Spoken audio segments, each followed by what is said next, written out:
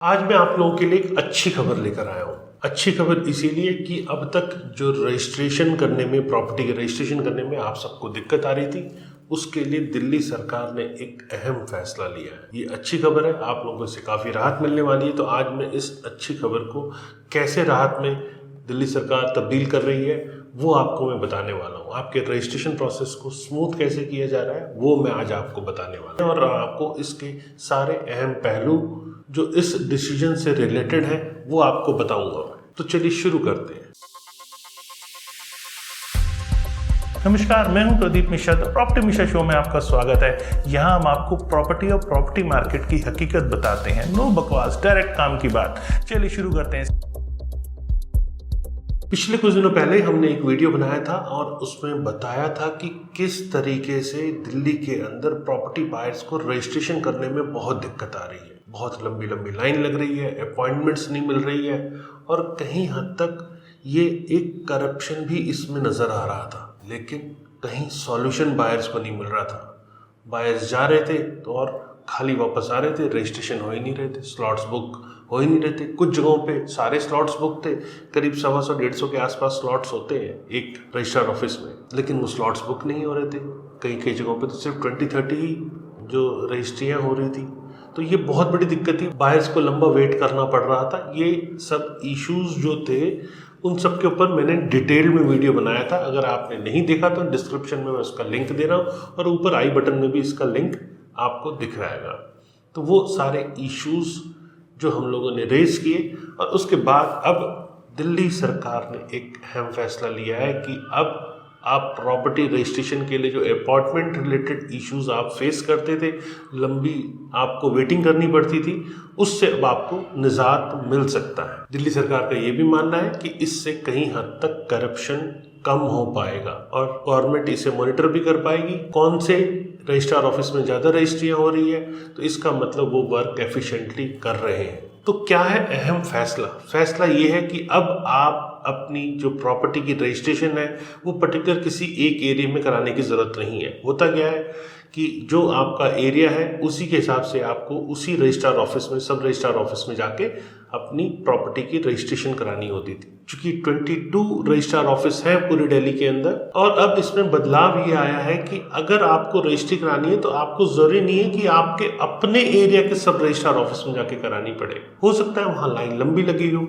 तो इसका सॉल्यूशन अब दे दिया है। सॉल्यूशन ये है कि आप कहीं भी किसी भी रजिस्ट्रार ऑफिस में जाके आप अपनी रजिस्ट्री करवा सकते हैं, और इसके लिए चीफ मिनिस्टर अरविंद केजरीवाल ने पहले पॉलिसी को अप्रूव किया और उसके बाद लेफ्टिनेंट गवर्नर के पास इसको नोटिफिकेशन के लिए भेज दिया। अभी नोटिफिकेशन नहीं आया है, लेकिन अगर आ जाता है तो मेरे को भी लगता है दिल्ली सरकार का ये फैसला अहम है। आम प्रॉपर्टी बायर्स को जो कि प्रॉपर्टी एग्रीमेंट टू सेल करके फिर एक फाइनल टाइम लेते हैं, उसके बाद उस प्रॉपर्टी की रजिस्ट्री कराते हैं, उनको कहीं हद तक इससे फ़ायदा मिलेगा। क्योंकि रजिस्ट्री नहीं हो पा रही थी तो वो जो ट्रांजैक्शंस हैं वो ब्लॉक हो जाती थी, तो ऐसे केस में डिस्प्यूट के चांसेस काफ़ी बढ़ जाते थे।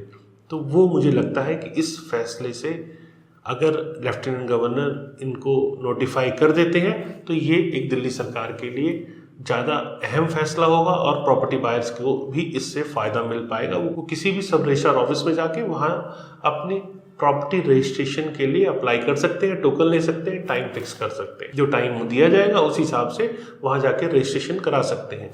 क्या सोचती है दिल्ली सरकार? दिल्ली सरकार का सोचना है कि ऐसा जो कदम है इससे करप्शन कम होगा, और जो रजिस्ट्रार ऑफिस ज़्यादा से ज़्यादा रजिस्ट्री करेगा इसका मतलब वहाँ करप्शन कम हो रहा है, और वहाँ पर अच्छे ढंग से काम करने वाले को अप्रिशिएट भी किया जाएगा। मेरा क्या मानना है? मेरा मानना ये है कि ऐसे में ज़रूरी नहीं है कि सब रजिस्ट्रार ऑफिस वाकई में बहुत अच्छे ढंग से काम कर रहा है इसीलिए रजिस्ट्रियाँ ज़्यादा हो रही है। ये भी हो सकता है कि कहीं हद तक वो किसी नियमों को, जो ज़रूरी नियम है, उनको ताक में रखकर ज़्यादा से ज़्यादा ढील देके वहाँ पर रजिस्ट्रियाँ जो हो रही है उसको बढ़ावा दे रहा है। तो आप क्या सोचते हैं इसमें? क्या सब रजिस्ट्रार ऑफिस में आपको कहीं हद तक कोई पैसे देने पड़ते हैं? किसी टाइप का करप्शन आप फेस करते हैं? और करते हैं तो किस टाइप का करप्शन है जो दिल्ली के सब रजिस्ट्रार ऑफिस में आप फेस करते हैं? और अगर वो हरियाणा, नोएडा या आसपास के किसी भी स्टेट के अंदर आप हैं, तो किस टाइप का प्रॉपर्टी रजिस्ट्रेशन में आप करप्शन फेस करते हैं वो मुझे कमेंट सेक्शन में बताइए। तो दिल्ली सरकार भी ये समझेगी कि जहाँ ज़्यादा रजिस्ट्रियाँ हो रही है इसका मतलब ये नहीं कि वहाँ करप्शन नहीं हो रहा है। आप प्लीज़, दिल्ली सरकार है, आपसे मेरी रिक्वेस्ट है कि आप अपने मापदंडों को और थोड़ा सा तीखा कीजिए, जिससे करप्शन कम से कम हो रजिस्ट्रार ऑफिस में और ट्रांसपेरेंट वे में काम हो, जिससे कि बायर्स को रजिस्ट्री कराने में किसी भी टाइप की दिक्कत ना हो।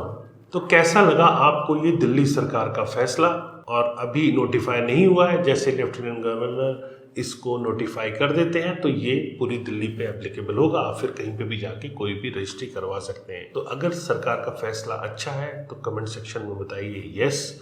अगर आपको लगता है कि ये फैसला कहीं हद तक आपको रिलीफ नहीं दे पाएगा तो कमेंट सेक्शन में नो लिखिए। मैं भी आपके व्यूज़ समझना चाहता हूँ, क्योंकि कई बार ये ज़रूरी नहीं है कि सारी स्टडी मैं कंप्लीट कर चुका हूँ। मेरे को भी आपके फीडबैक मिलते हैं, उससे मेरे को भी अपने आप को इम्प्रूव करने का मौका मिलता है। और यही एक आपके लिए ऐसा प्लेटफॉर्म है जहाँ आपकी भी सोच को, समझ को मैं इनकॉर्पोरेट करता हूँ और फिर बेस्ट से बेस्ट क्या उसकी एक्सप्लेनेशन हो सकती है वो आप लोगों के समझ लेकर आता हूँ। तो अब विदाई का है, यही मैं विदाई लेता हूँ और नेक्स्ट एपिसोड में और अच्छी इन्फॉर्मेशन के साथ मैं आपके लिए फिर से एक और नया टॉपिक लेकर आऊँगा। और आप अभी तक अगर आपने सब्सक्राइब नहीं किया तो सब्सक्राइब कर लीजिए, क्योंकि ऐसे इन्फॉर्मेटिव टॉपिक्स रियल एस्टेट से रिलेटेड आपको इसी चैनल पे मिलते हैं। नमस्कार एंड जय हिंद।